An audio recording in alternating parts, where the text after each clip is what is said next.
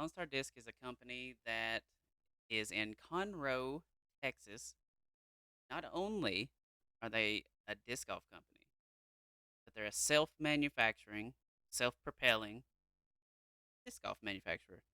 Um, Basically, what that means is they get all of the plastic. They have their own machines. They sell their own discs. They make their own discs whenever they want to. They have their own custom artist series stamps. Speaking of which, have you seen the new one, the Tombstone? I have. It is fire. It looks so good. Um, but they are a family-owned business, and we really, really want to thank them for supporting this podcast. And we love throwing their plastic. Yeah, honestly, been having a great time getting a chance to really just learn a new brand. Um, it's been a long time since I've really been able to just get a bunch of new discs from a single company and really start trying to find where they fit in my bag, but it's been pretty exciting so far. Not everything's making my bag, but a lot of it is going to be making my bag here. Yeah. So what disc is your favorite right now? Uh, I'm curious. For me, right now, actually, this is going to sound really silly, but the penny in the glow plastic. Okay. And as stupid as that sounds, so I haven't really been that big of a fan of it as a putter. Mhm. It's just a little more overstable than I think I would like it to be. Maybe it'll beat in and be a little bit more understable, but I'm, as of right now, still preferring my fees over the penny as a putter. But you, we had this conversation a while back that I was really looking to try to find something that flies similar to how the fee does out of the box, but not in the base plastic because all fees are base plastic only, and I can't, I can't throw those base plastic. They get too Right. understable too quick. So the penny in that glow plastic has quickly turned into something that I'm going to be keeping around in my bag. The flight and the glide, it's money. And I didn't think that would be the one I liked the I most. I was seen what thinking, you did there. I, I thought it was going to be, I thought it was going to be He something didn't more even like, catch it himself. no, I did get it, but I thought it was going to be one of the drivers personally. But Mhm. the penny has been the biggest surprise for me so far. Yeah, to be honest with you, I'm honestly surprised with the Warbird. Um, Especially forehand. It I was expecting destroyer-ish, right, because of the numbers, but it flips up and rides straight. Um, a lot better and more consistent than the destroyer does. Yeah. Especially on forehand. Um, Yeah, I'm still iffy on the Warbird. I know I'm going to be keeping one of them mhm, in the bag, but I haven't decided which plastic I like more yet. right. So, and it's really sad because I think I'm leaning towards the blue one, even though that rainbow sherbet one is so good looking. That one goes But the on the blue wall if one, it doesn't I make the think bag. I think the blue one flies just Sheesh. a little bit better. Yep. All right. We don't want to waste you guys' time tonight, so let's head right into it. We're going to start off with a quick recap of the Mid America Open. I'm going to be honest, man, I didn't watch it. Yeah. I really I didn't watch a single lick of it. I didn't watch any of the post production. I didn't watch anything except for the final hole on live coverage. I mean, we had some personal stuff going on this weekend that I didn't have as much time as I would have liked, but I also didn't feel compelled to really watch it. So one of the things I wanted you to do for me is sell it to me. What about it Okay. that you watched makes what do you think should have been the reason or the reasons why I should go back and watch it now? So I don't have any other than Alden Harris winning in MPO. Um, I, Yeah, that was a pretty exciting win. But we've been I calling it all year. It was he just a played matter of really time. well.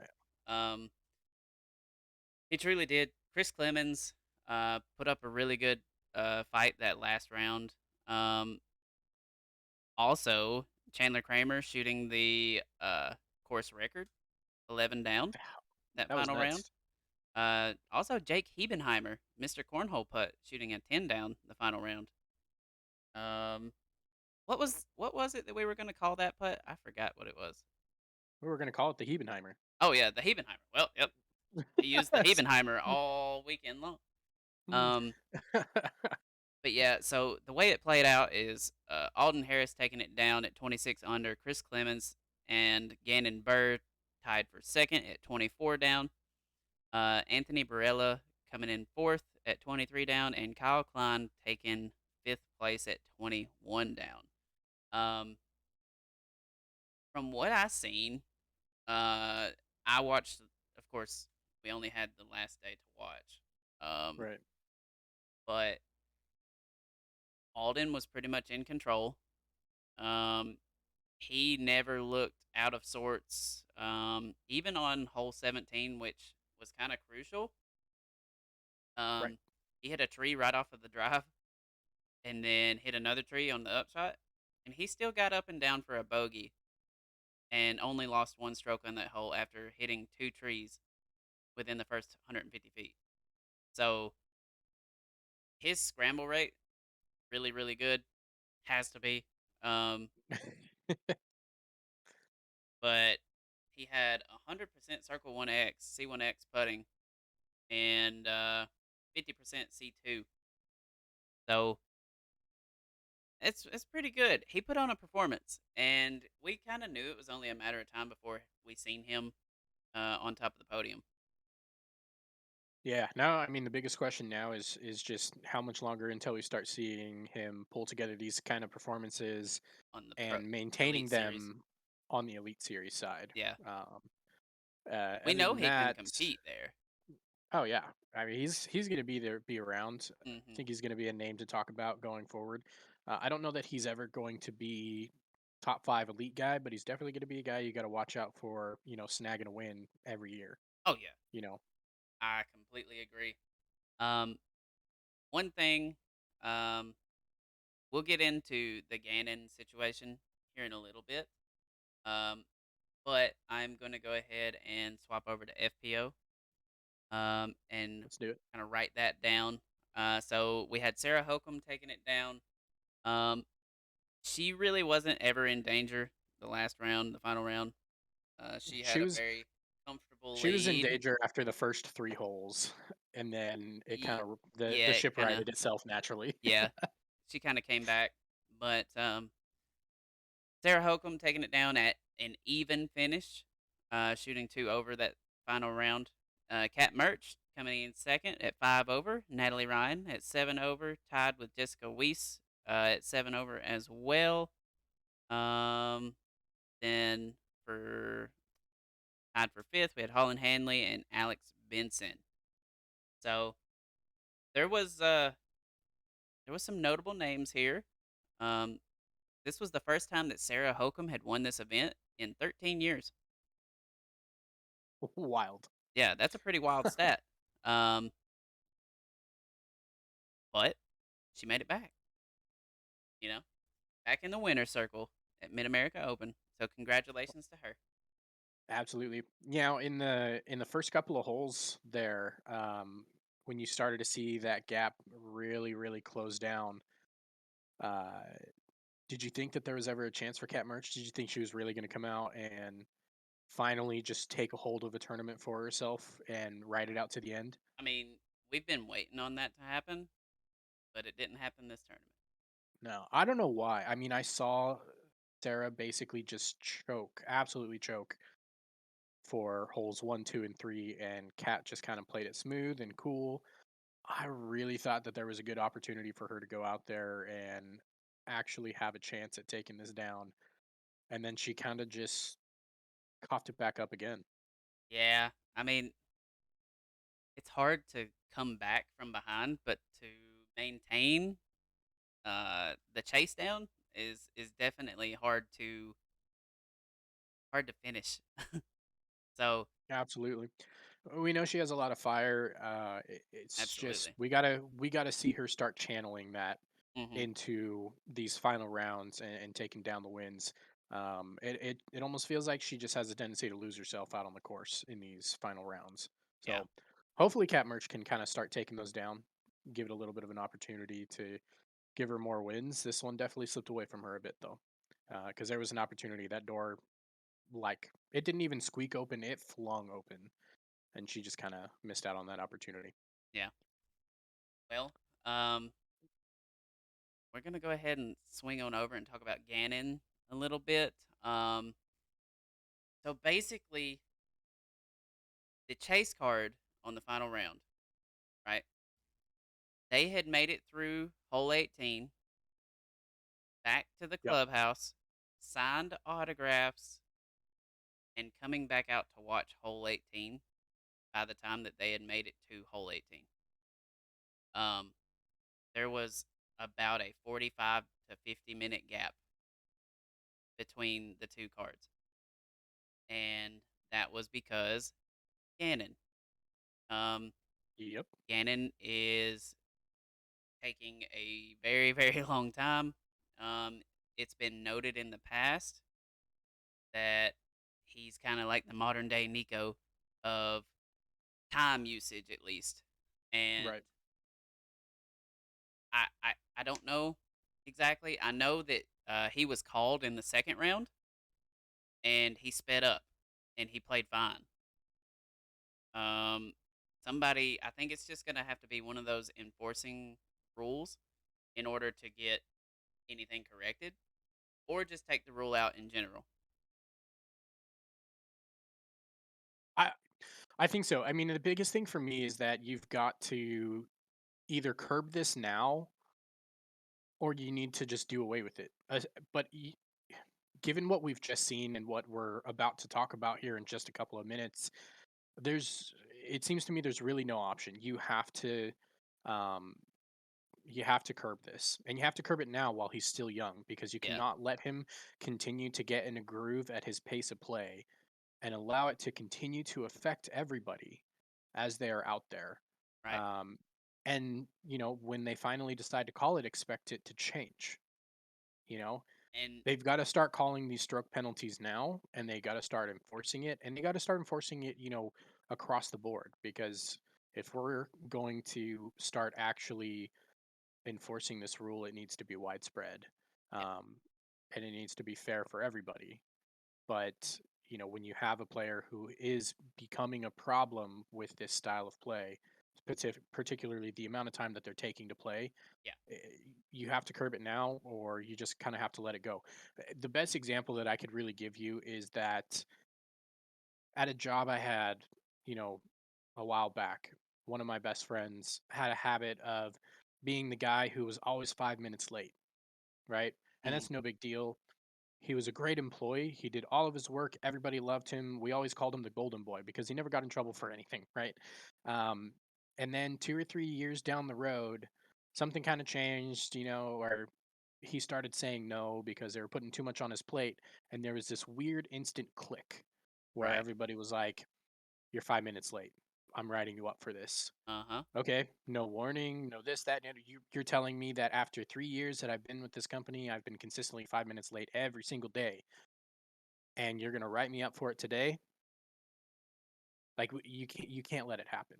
You No. have to, if you're gonna start this, especially for a player that has this issue, start it early, start it while they're young. Don't let them get 5 or 10 years down the road in their touring career before you start saying, now it's really a problem. We have to start calling it. Well, and I've seen a lot of stuff on Twitter saying that it's hurting disc golf as well, viewership wise. Yeah, it's It's taking too long. I mean, let's look at it this way. If you talk about baseball, the biggest things that they've done in baseball over the course of the last 5 years is they focused on pace of play, yeah, because nobody wants to sit there and watch the pitcher step off the mound 7 times because they can't get the pitch call right. yeah. And That's then it's been 5 minutes between the last pitch and the next pitch. There wasn't a timeout. Nobody got a hit. Nobody was walked. No, you're talking between one ball and one strike and two balls and one strike. There was a 5 minute gap because the pitcher just steps off and steps off and steps off and steps off. And so they've started implementing their own forms, like yeah, a clock, to speed up the pace of play and make sure, and there is some leeway, like, okay, well, if you go too long because of a certain good reason, okay, there's some stuff, but they're going to start, clocking you on it and say, hey, don't do it again. You just went over the clock. There wasn't a good reason.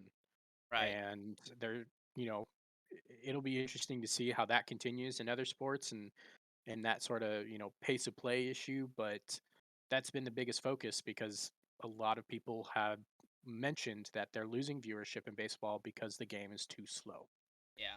And it's increasingly difficult to try to grow this sport on a level that we want it to and create the best visual product in videos like this or in live coverage if you have to wait 2 or 3 minutes between shots, especially when you're talking about the fact that the chase card is already done and it took the lead card another hour to finish the course. You Yeah. can't cut that and go to another shot. You can't, you can't save It that was time anywhere. yeah, exactly, on the lead card especially, because that's really what made it so noticeable, is because there's nothing to shoot over to, right?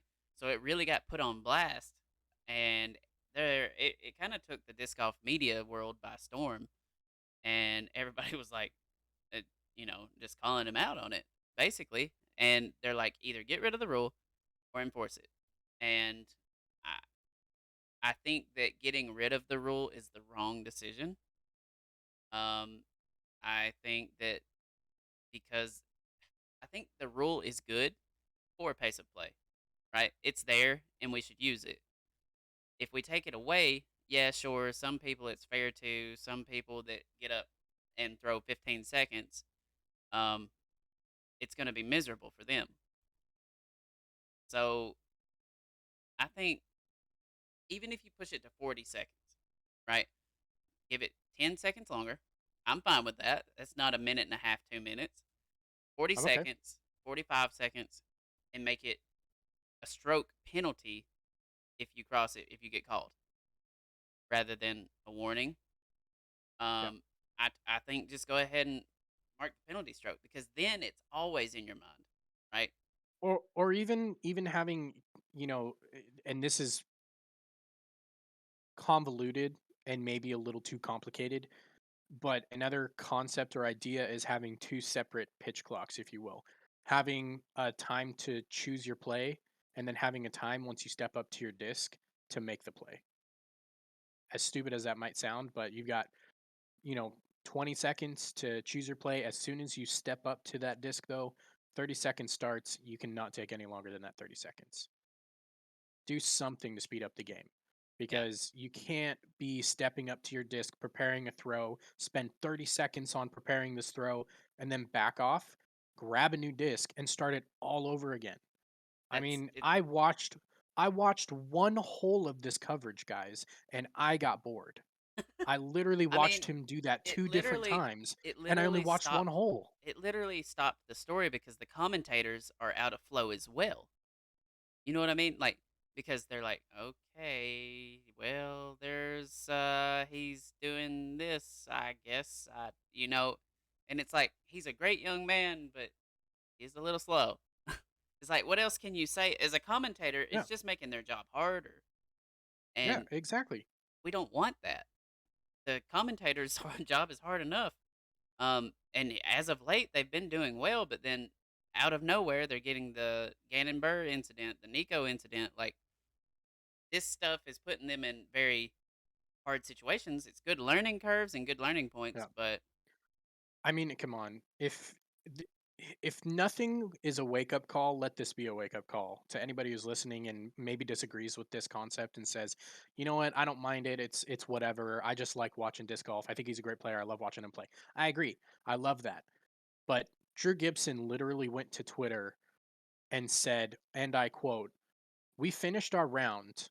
I ate food, went all the way back to my hotel, laid down, and then I was still able to turn on the round because they were still playing. and he was on chase There card. should there should from chase card, finished his round, did all of that. You should never ever have to tell me that, or you should not be able to tell me that, that's okay." So Les in chat says, I feel that one of the main issues is that the players are always going to be apprehensive about calling their colleagues out on it. If you think about it, this was really only brought into the forefront because of Nico and an official making the call. I think we will only see this improve if more officials make the call because I don't see the players making the call out of fear of retribution or just feeling like they're being that guy. And Yeah. I do.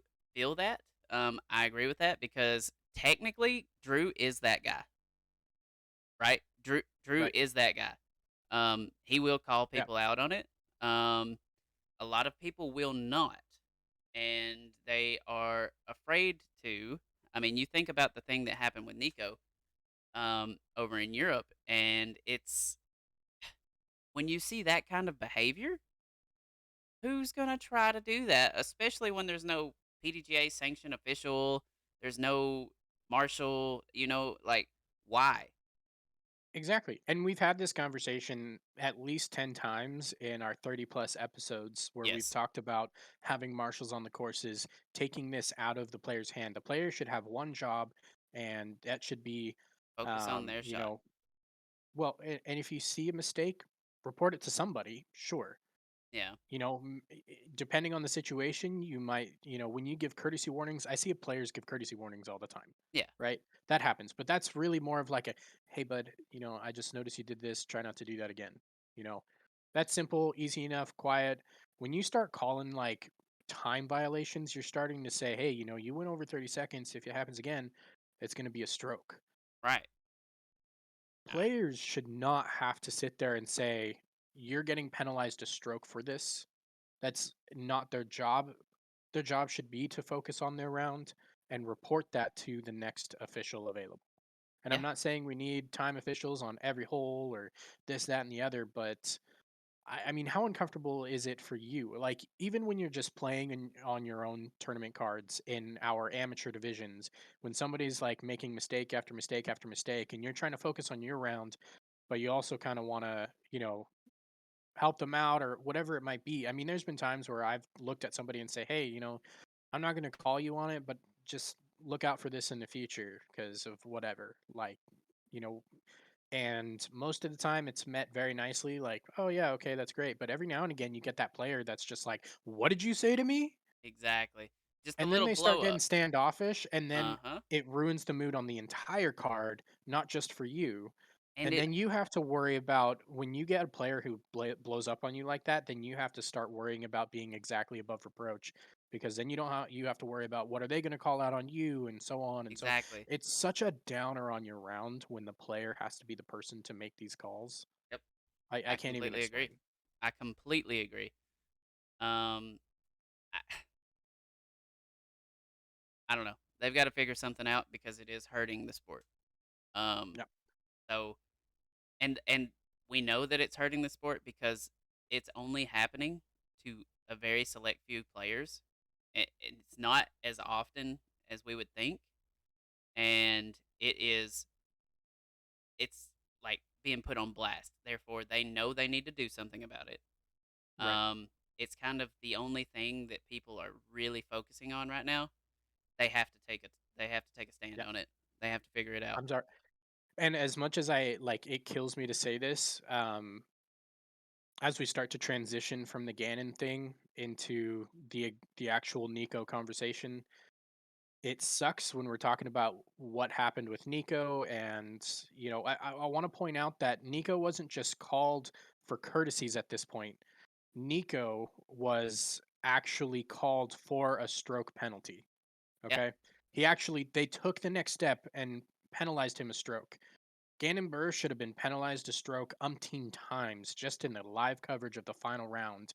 I agree. Nobody made the call. Nobody put their foot forward and actually did it. So now we're in a situation where we have a player that is getting suspended because yes, they made bad decisions, but you have this other player here who should have gotten that stroke penalty and should have been put under that same duress and have to make a good decision and keep their cool, Right. and they got a courtesy warning on the second day and really never heard about it again. Yeah. I mean, that's kind of some people actually have been pointing that out. Um. Yeah. Oh yeah. Whoops. Um. So that a lot of the social media has been pointing that out about how the PDGA actually took it under their wing and did something right for the first time, and Disc Golf Pro Tour is slacking. Whereas for the past 2 years, it's been the complete opposite. So I don't think the Disc Golf Pro Tour will let it happen much longer. I truly don't. Um, Lone and Star Josh is out here asking how many teens is umpteen. It's a lot. yeah, It's a lot. It's a lot, my guy. He also called me for a courtesy violation for having my guitar case wide open. Listen, man, I would be doing you a disservice for not allowing you to look at my beautiful Taylor acoustic guitar. All right. Very proud of my baby. That's my baby. I want you to see it. acoustic, acoustic, All right. cute stick. Let's get into the meat of this episode. Nico All right. Locastro. I know you haven't read as much about it as I have, so I'll go ahead and kind of introduce this here. Nico Locastro has been officially, and by that I mean there are multiple news sources who reported it. I have not personally found a What's that? PDGA official comment, What's but that? Law and Order. Dun dun. dum dum. All right. All right. So he's been officially suspended for 9 months and then will face 15 months of probation after that. He will be, the suspension was officially filed on the 8th, and that will be lifting on May 8th of 2023. Before we get into the conversation of, yes, no, maybe, should it have happened, did it happen, blah, blah, blah, blah, blah. Let's start with 9 months. To put this into perspective for you, 9 months if the current schedule were copied and pasted until next year, Yeah. right? So if you took 2022 schedule, put it in 2023, that means that he is out through the DDO. That means he misses Vegas Challenge, Waco, Belton, Texas State, Music City, Tallahassee, Champions Cup, Jonesboro, DDO. He would not be back until the West Coast swing for Masters Cup and OTB, assuming everything stayed the same. It's massive. I personally, if you guys remember anybody who was actually with us when we had talked about it the first time, my personal prediction was he would get suspended through Waco, which would have taken him through the middle of March, basically, and that he'd be back around Texas State, assuming the schedule stays the same or at least is very, very similar. Right. So they basically took mine, and upped it by another 2 months. Yeah. What are your And thoughts? well, I was expecting anywhere between at least 6, and I wouldn't have been surprised if it would have been a year. So they met me right in the middle. So this is pretty much what I had thought. Um, basically, I, I'm not surprised at all. Um, I Yeah, knew that it was gonna have some kind of uh bigger notion to it. So I felt like 6 months just wasn't quite enough. Um, where they can be like, all right, well, he's out the rest of the season. He'll come back. It's fine.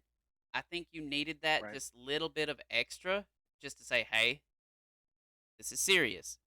And it puts more people's eyes on it. Um, right. I guarantee you, but when he does come back, they've already got a story built in mind because Right. he's coming back. You know what I mean? Oh, It absolutely. it's he's talking about it every day. Um, but I I completely agree with Josh in chat. It really gives him an opportunity to prove that he is prepared to continue to give back to his community in many ways. Um, he he says that he met him several times on tour and is genuinely a pleasant person. Time to prove that to everyone. And I do agree. I mean, we had a great interview with him. We truly did. Yeah, Um, he was he doesn't do very many interviews, and he was very kind enough to do an interview with us. Um, so we're not bashing Nico at all. What he did was not right. Um, and that's like if Daniel done it, I would tell him the same thing. But absolutely. it's just the way it is. You got to know how to hold yourself accountable, and hopefully he's doing so. Yeah. Um, so for me personally, I thought that recommendation, or my idea of how long I thought he should or would be suspended, I kind of thought I nailed it a little bit. Basically, you give him the rest of the year off, and you also take away his opportunity to get next year started front and center. I don't think he deserves to be out there for the first event at the very least, front and center at the very first event of the 2023 season. I kind of felt like maybe it was a little bit too long overall. Um, if we look at that schedule again, I think, assuming again that schedule kind of comes back and really does it the same way, you know, you take Worlds away from him this year, you've taken USDGC away from him, and if the schedule holds, which they So might have announced hang on. the dates, you take Champions Cup away next year as well. The USDGC is not PDGA sanctioned, right? It is sanctioned, it's not rated, An X tier. right? But it is a Okay. sanctioned event. Okay. So we talked about that a few weeks ago as well. So yeah, I mean, he is still not going to be able to play at USDGC. Basically, all they've done is they still technically rate the events. The ratings are not counted on your rating profile though. Right. The last that I read about it, but it is still technically a sanctioned event. I think that's a little bit too long. I think taking a couple tournaments or at least one tournament away at the beginning of next season, totally fine. Taking the first major away next year seems harsh, and that's kind of where I felt with it. But if any of you guys in chat agree or disagree or have any other comments on your feelings of it, please let me know. I would definitely like to hear what you have to say. If you guys haven't already, I put a poll in chat asking what you guys felt about the verdict and whether you felt it was too long, just right, or not quite long enough. Um, but So let's Josh got me in chat. I'm not gonna lie. He says Nico is about to have the hottest #1 bag tag streak in his local club. yeah, those poor people need to It's watch out, man. yeah. They're not winning a bag tag ever again. I mean, yeah. He's gonna be. Don't worry. He'll still Oh be my playing. gosh. He will still be Yeah. playing. Um, I but let's go ahead. What you got? I was wondering though. So he's still in Finland right now. Um, which is odd because Cat's back here. Um, but regardless, Maybe there's an issue with his passport now. yeah, totally. That's maybe. But yeah, so Cat's back here. Nico's still over in Finland.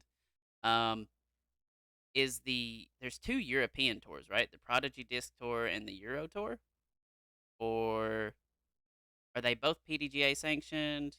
I'm wondering, Yes. if there's like another tour over there that's not PDGA or whatever, and he's No. trying to get on that because that I would mean, maybe be not. I mean, I know that there's talks about more PDGA or non-PDGA events starting to become a real thing. Live golf is starting to open up some eyes, maybe, and we might yeah, start seeing that in disc golf, um, especially if PDGA, doesn't get on board with their players. Because I'll tell you what, the player reaction to Nico has not been quite as kind as a lot of people. right. I would have to say. I Josh is asking completely real agree. question: does he continue to grow the hair out? Nah, I think so. I nah. do. I think Bro, so. it's going full fro. It's gonna. Is he? Exactly. He's gonna. Like What? What are the chances? Do you think he goes like prestige. full Colin Kaepernick with it, or Nah, worse, more. whoa, more? Yeah, I feel more. Um, is it live disc golf, baby? Hey, don't worry. The DGPT is the live of PDGA. Changed my mind. I actually said that on stream. I completely agree with you. Um, Nah, I they disagree. just I see think I think this you're is where just he comes in. All right, so DGPT is just a streamlining of the tour events. okay, but I agree with you, Josh. Um, chat is wild. So Chat's wilding right now, man. um, the way that I look at it is if they wouldn't have joined forces, which we do not know that Live and the PGA will not eventually join forces because that would blow the world up. But um, I could see it. Yes, you're right, Josh. um, but I mean, I think it could happen to where they join, and then we could really say the DGPT is Live. All right, so back to these player reactions. Obviously, the voice that's getting the most noise right now is Paul Macbeth. So I'm So I gonna. don't know this one. I'm excited to hear this. Okay. Paul Macbeth posted on his Instagram in his stories. 9 months for a first time offender. I understand the situation could have been handled differently, but to claim intimidation as the offense seems off to me. The official doesn't step back like someone who's intimidated. He also stares a player down instead of trying to defuse the situation. Professional officials should know that players' stress levels elevate while competing in all sports. So why instigate the issue? I hope Nico appeals the situation. From what I saw, it's a Class C at most. That Now, surprised me to the fullest. I'm gonna be honest. he got a lot of flack for that almost immediately. So he Yeah. backed that up after getting the flack. He says, I'm obviously going to get a lot of messages on my take, but here's my reasons. Number one, the official makes a call on Nico for 30 seconds. He asks why, and on 3 occasions gets all 3 answers. Nico says, step away. The official takes a step back. Nico walks back to his bag. The official continues staring him down the entire time. Nico confronts the official for staring at him, not for the call. The fact that he's suspended for Class A intimidation seems off to me. I mean, that's basically what he said in the other one, and I disagree with him. 100%. Not only that, I want to point this out for anybody who's out there and has been seeing everything that's going on, and again, everything that I have information wise on the official sanctions have come from sources like Ulti World Disc Golf. I have not seen the official PDGA statement, if there is one even out there. I looked for it for at least an hour before we went live on the podcast. I could not find an official PDGA statement onto this. But I want to point out there that in the first statement, when it was all said and done, they came out and said, we DQ'd him from the event. They said, we've DQ'd him from the event. We've sent it to committee for review. We also want to notify you that he was standoffish in the post round. He Mhm. refused to cooperate. And that is also a class misdemeanor as well. So you have to remember when you talk about this entire judgment call, if you will, he's getting judged on 2 offenses, not just a singular one. I don't know how much that plays into their decision, but it had to have affected it in some way, shape, or form. Because if we're being completely honest, if we got that PDGA statement and they said he cooperated post round, he helped us out, he answered all our questions, gave a statement, apologized, this, that, and the other, I think we're talking about a 3 month suspension right now. Yeah. I think we're talking maybe the end of this year at the absolute most. The rest of the season, maybe. But the fact that you add that secondary class misdemeanor in there, whether that's an A, B, C, you add that on top of the fact that apparently they're classifying the initial contact as A, has to have it had to have made some sort of a difference in their conversation, right? Right. I agree. Chat saying, "Hey man, don't speak logically." I'm not gonna lie, you're not the first person to tell me that this week. Won't be the last. It's only Yeah, Tuesday. that's my life. Okay, listen, logic has no place in the business of disc golf, right? Is that what they say? Yeah. Something like that. All right. Now I want to jump back onto another side. We know that there is quote unquote a little Paul Brody rivalry that's kind of been building up over the course of this year, supposedly. And Brody actually ended up tweeting out something along the lines of um, hey, I just read Paul's screenshots, and I got to be completely honest. Uh, it's a pretty bad take from Paul. He backed it up by saying it was obvious the punishment for Nico was going to be severe, with it being the first one and how much publicity it got. It wasn't surprising that they put their foot down on this one. And I think that's important to note. The Is the the amount of publicity. publicity. It does matter, and that's the reason that we were talking about the whole Gannon issue is because it's brought so many eyes because it was on that final round and they didn't they had to show it. So, publicity has to go into it because the PDGA, the DGPT, they have to respond accordingly. That's all it is. Cat's in here saying hot take. Daniel levels the official in the same situation. I got to be honest. You're not necessarily wrong, but at the same time, I would never be in that situation because I have the opposite problem. I really should think about my shots for at least another 10 seconds more than I do. And I don't. I'm the stand up and throw kind of guy, so I would never get called for a 30-second violation. Foot fault, sure, maybe. You know, who knows what else I might get called for, but a 30-second violation, not in my repertoire. Yeah. Yeah. Welcome in, Ben. Welcome in. Uh, welcome Um, in. so yeah, I guess I mean, I'm good. I think we've covered enough negativity for No, the we got to for get it all see, all out there. I don't know. All of You it. could It's just say you're gotta bad at be. disc golf. I mean, that's fine. You could say that. Playing fast and being bad at disc golf are not the same thing, Josh. Okay? Okay? Just because I don't think about my shot as long as I probably should, I don't know. Maybe it's bad at decision making. Yeah, I don't know. Good disc golfer. Good. Yeah, well, Potential is I there. mean, I promise. Potential's there. I'm not going to say I'm a good disc golfer, mediocre at best, but I wouldn't say I'm bad. Okay, give me Hey, at least a I little bit of mean, slack, chat. so mediocre to me is still good, right? I mean, that's like intermediate. I mean, That's where we're at. So mediocrity is honestly how disc golf makes its money. Let's be honest. Like, exactly, there- a there's a hundred lot more percent. there's a lot more mediocre players Gotta than go there eat gut. are. Absolutely. Oh my gosh. Oh my. Yeah, I mean, anyways, if you guys have any other questions or comments about Nico and how you felt it was treated and should have been treated, or questions about um, maybe another take or angle that we haven't looked at yet, feel free to drop them in the chat. Now's your chance because we're going to start getting off of the Nico topic.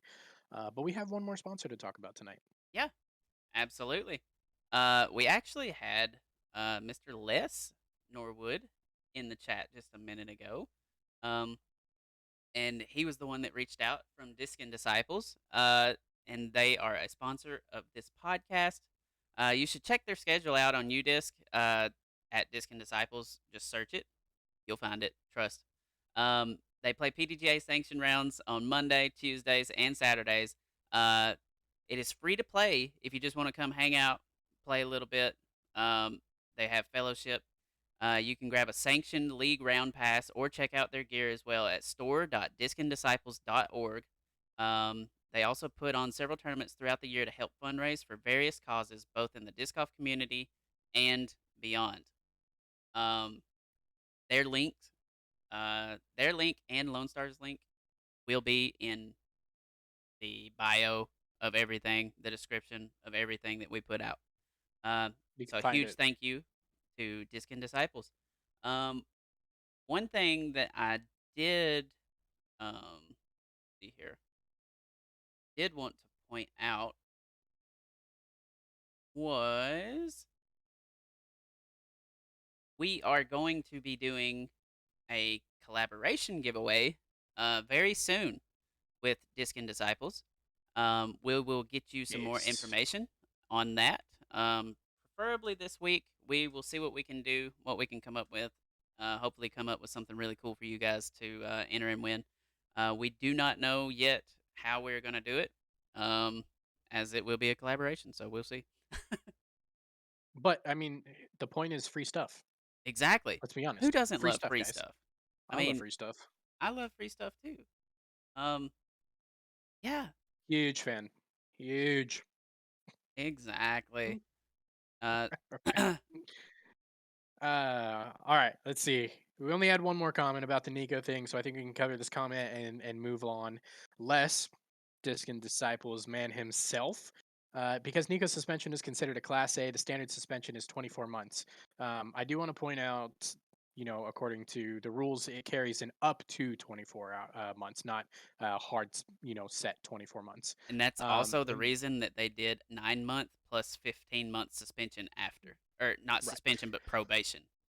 Yeah, and Les continued to say after that, but is limited by mitigating factors. It likely means that because it was less than the 9 months, Nico cooperated in a very satisfactory fashion with the PDGA, which hopefully means he's learned his lesson, which is a good thing.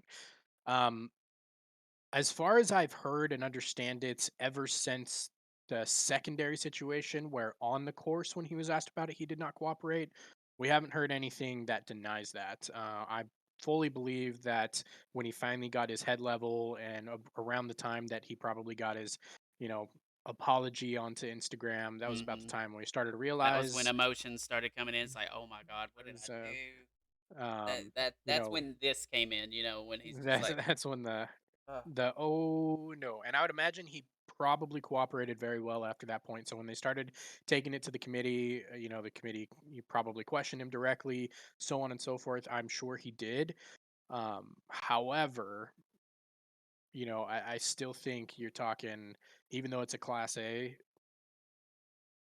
it really 9 months was probably more than he should have got considering it's a first time. So I really don't want to discount the effect the non-cooperation post round before he started cooperating had on the situation, because I think that is the biggest determining factor in the suspension that he got. And I think that's the part that most people are forgetting about. When most people were talking about it on Twitter, I had commented back to a couple of different feeds about, hey, this is, a lot of people are talking like Paul mentions the class A and that he doesn't feel like it's a class A, but nobody is talking about the fact that PDGA in an official statement said he didn't cooperate. He basically, it's obstruction of justice is Right. essentially a layman's term for what he did post round.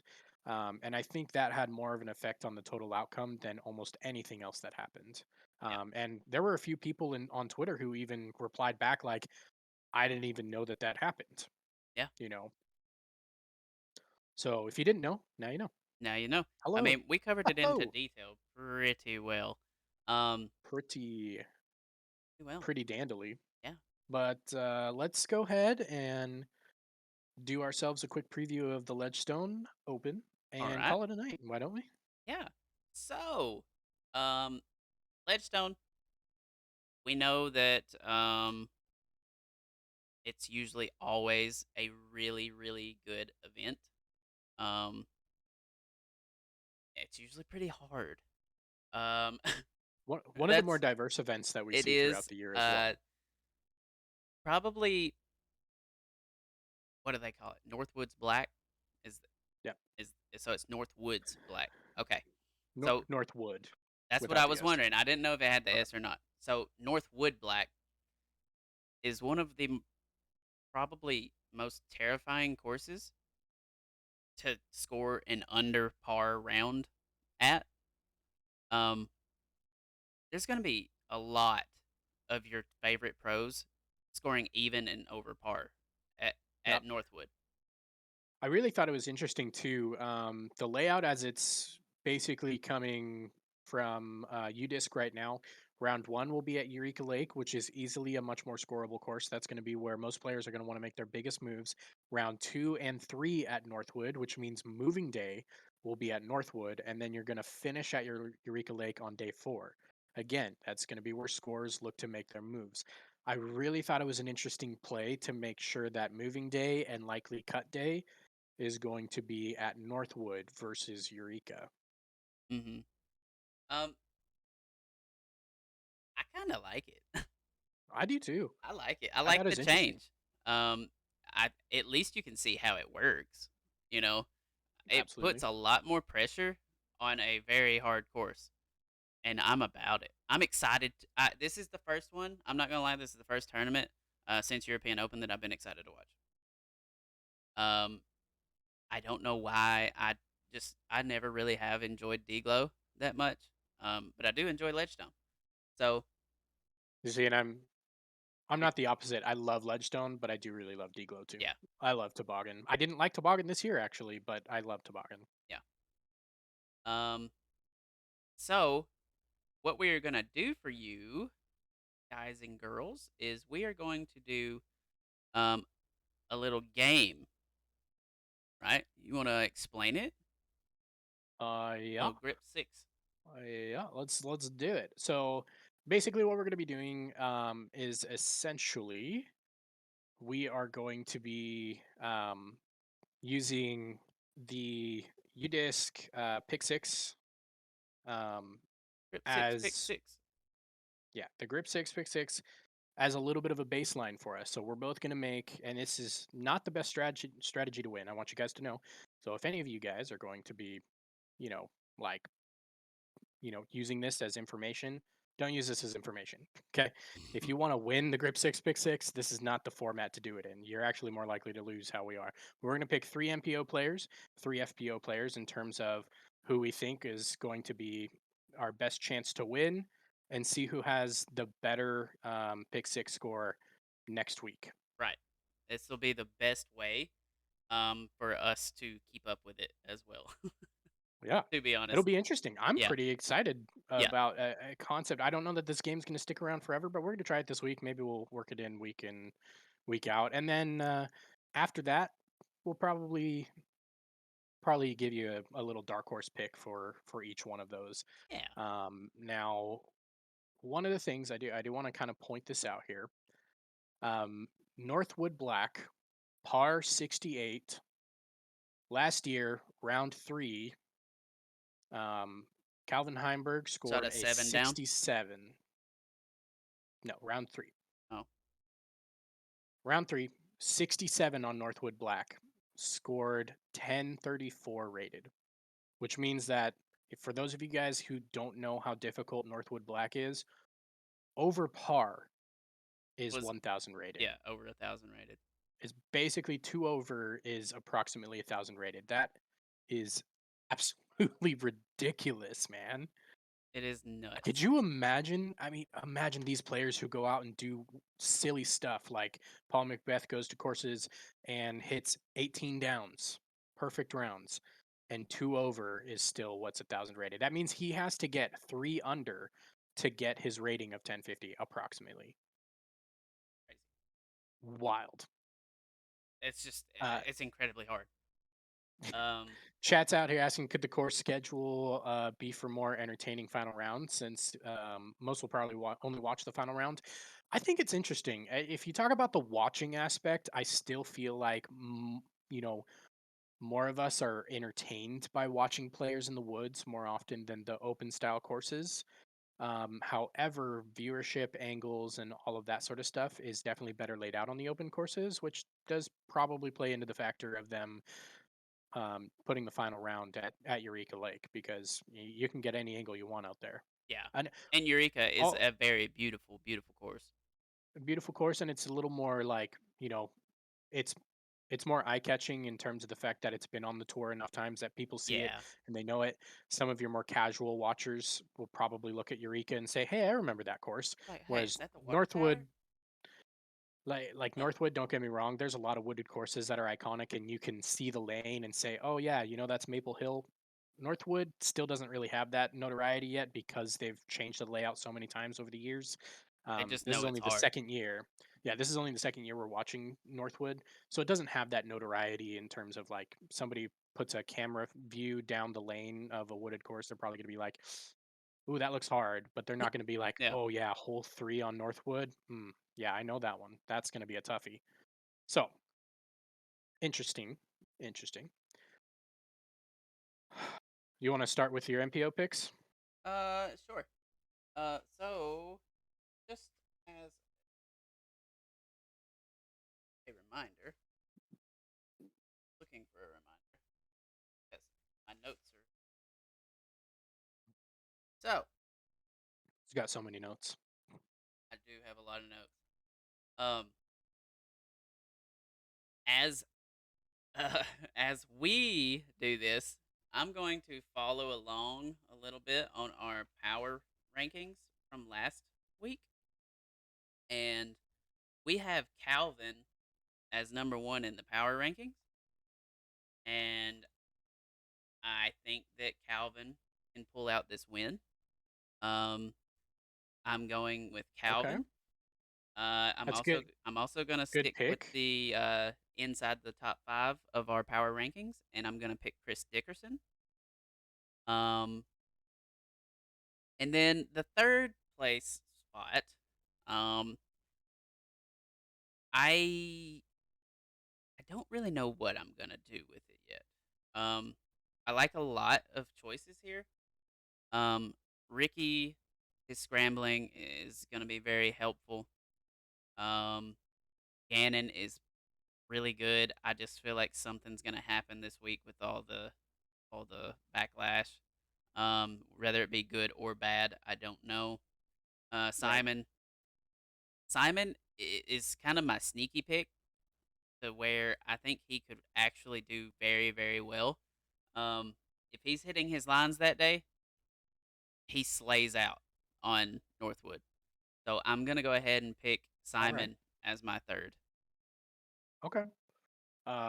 You know, quietly trying to sneak on that leaderboard from last year. For those of you who don't know, last year MPO's final round was canceled. They basically gave Ricky and Calvin the tied The win. tie, right? Um, so I don't know.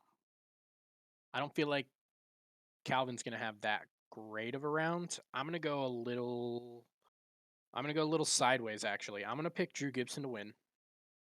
I'm gonna go. Yeah, All right. right, yeah, all right, Usually you're the one who picks like this, and I'm yeah. gonna This go. I'm gonna is go I'm all right. What?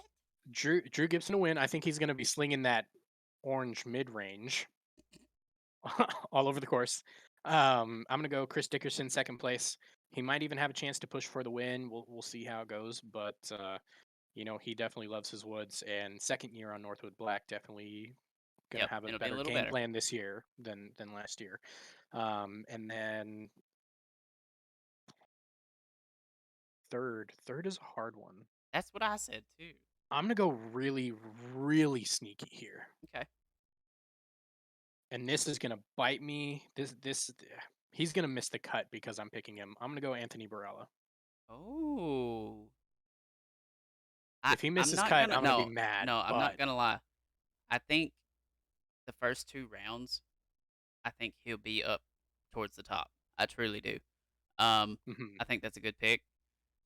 Third round, I don't think he misses the cut, but I mean, I don't hate the pick. I really don't. AB is a very good disc golfer.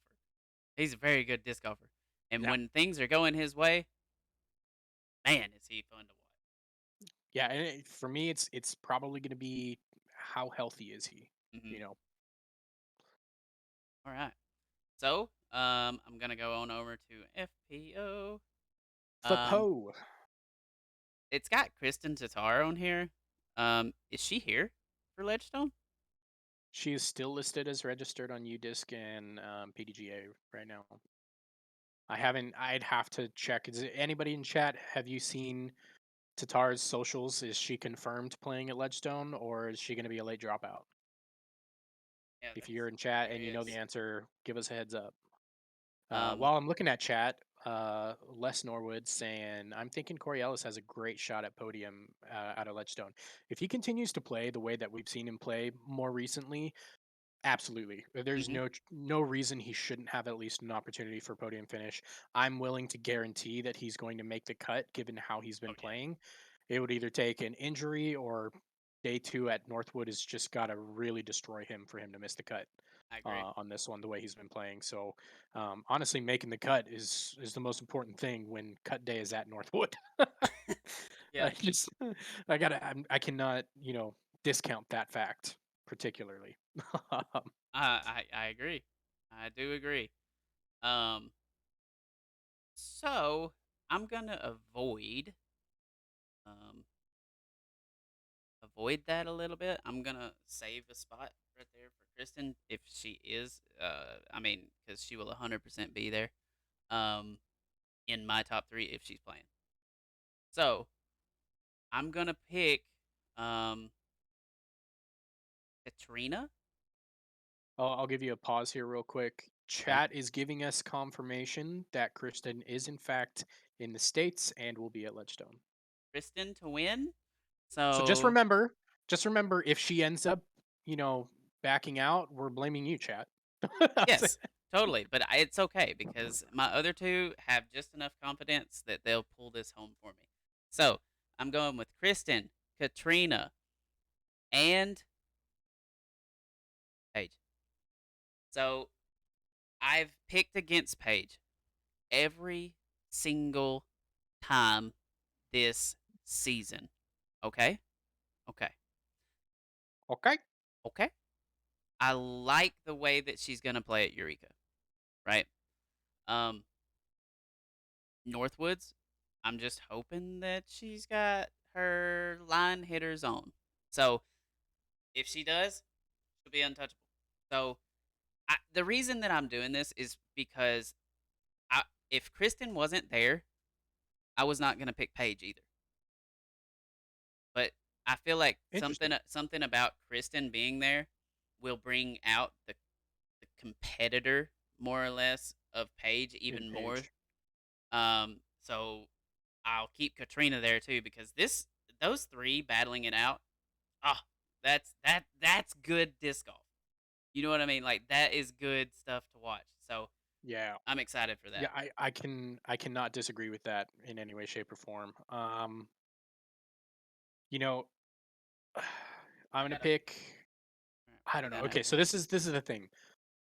I harped on Eagle's ability to play after an injury, and he just went out at the European Open and absolutely slapped me in the face. Like, just made me look bad. Who? And because of that, Oh, Eagle yeah. at European, he made me look bad, man. He made me look like I know nothing about disc golf. So now I'm going to pick Kristen as well. I'm not going to pick her to win. Uh, Northwood is just such a tough track. And I just don't know how much she's been playing recently. But I am going to pick her in my top three. I'm going to go Paige Pierce to win. There's going to be a little fire in her with her documentary releasing. I'm excited to There's watch it. there's a I little can't bit of help it. like I think that documentary is going to fuel her to a victory here, and I'm going to go wild card. I really liked what I saw at her last event. I'm going to go Macy Vela Diaz for third place. That's a She good has pick. to stay clean in the woods, though. She will tear Eureka apart. I have no question about that. She needs to keep it clean at Northwood. If she does that, she has the distance. She has the lines. Um, it could be a good opportunity. All right. So, um, the next thing after you get that, you save your picks. It says how many total strokes under par will the MPO and FPO champions score combined? Okay. So, um, Okay, before we get too far into that, let me double check. oh well, I already saved mine. Oh well, here we are. I was gonna give you, a good little like, um. Just before we know, I put in 23. Just so Well, we know, actually, because now I'm curious. well, now I have to double check here real quick. Round hole. That's right. FPO plays at Sunset Hills. They don't play at Eureka. That's all right. It's Okay. similar concept in terms of how the course plays, but it's just a little bit of a different course. But they are playing the Northwood Black FPO layout. The FPO layout for Northwood last year, par 68, um, Pages 64 in round one last year, rated 10-10. Okay. And she hit a 67 on the par 68, was 990. Yeah. Okay. Versus Sunset Hills, let's see. Sunset Hills played as par 61, 995 rated was a 54 for that 61. That's 7 under. I went too low. Math, chat, Went too low. always got to check your sources. See, my Always check your sources sources. was So, my ridges on my brain. so I think admirably, the winner is going to shoot three down both rounds combined. Well, six down combined, three downs per round, approximately for Northwood. And that means that they're going to shoot, we'll call it six down per day at sunset. So 12 So you're saying uh, 18 down just for FPO? Or just for that's FAPO. crazy. Okay. Just for FAPO. Um, versus MPO. Yeah, I'm going to go big Yeah. Do it. here. I'm going I'm to go on big. the lower side of the I'm gonna go 42 combined. Takes it 42. down. All right. Well, you're 19 strokes above me. We'll see who's closer. Interesting, interesting, interesting. I can't wait to see who wins that. Yeah, That'll be cool. it will be What about cool. a dark horse though? Um, so I don't really know how dark horse it is anymore, but I'm gonna throw Chandler Kramer in. That's fair. Yeah, Um, I'm gonna back off of Chandler Kramer for this event in terms of I think Northwood is just gonna be too technical um, for his never, forehand only never. approach. Uh, it's more of how much time does he have to prepare? How many times has he played this layout? And even missing by a foot is could be a double bogey on Northwood. Um, So chat is asking, how is coverage looking with MPO and FPO not playing the same courses? Will there be live for both? Not sure who is covering or how big their teams are. So yes, there will be. I would assume that these courses are very close to each other. Um, but Disc Golf Network will be covering both. One mhm. in the morning, one in the afternoon.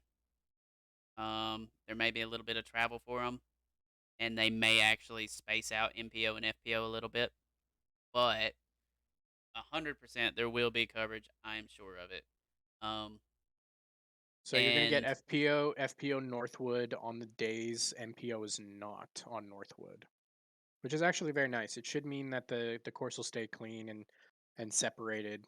yeah, Should make streamlining from first round or from FPO round to MPO round a little bit easier as well. yep, that's what it seems like to me. Cool with it. Dark horse, the dark horse, Himself, David Brody Feldberg. Smith. I'm gonna go Emerson Keith. Okay, this is probably his first tournament back since the issue deal. Yeah, be interested to see what he does out there. What about Fapo? Um, so my dark horse in FPO is going to be. I don't have it up anymore, but um, here we go. Here we go. So, all right. Why will it not let me scroll? How dare you? All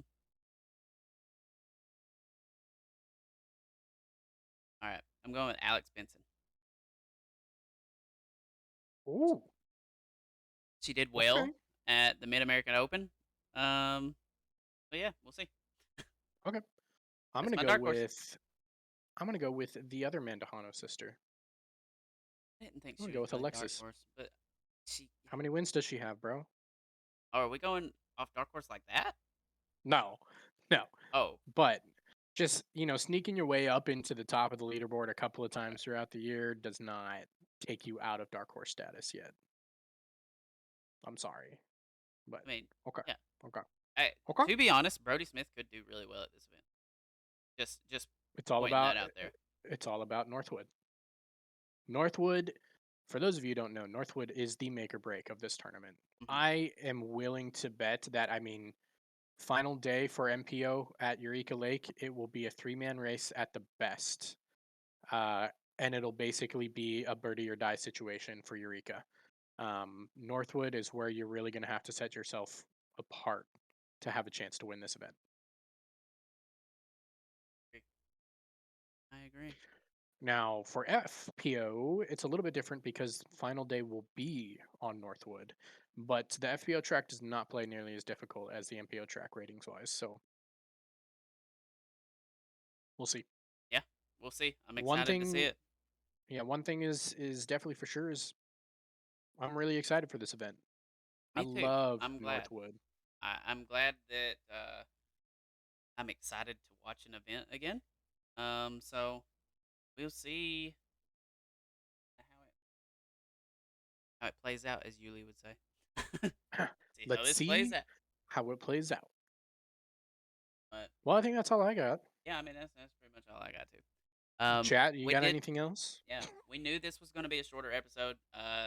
We just didn't do very much watching of the Mid American Open, so it was mainly a Nico show, kind of discussing some issues, talking with chat, all of that good stuff.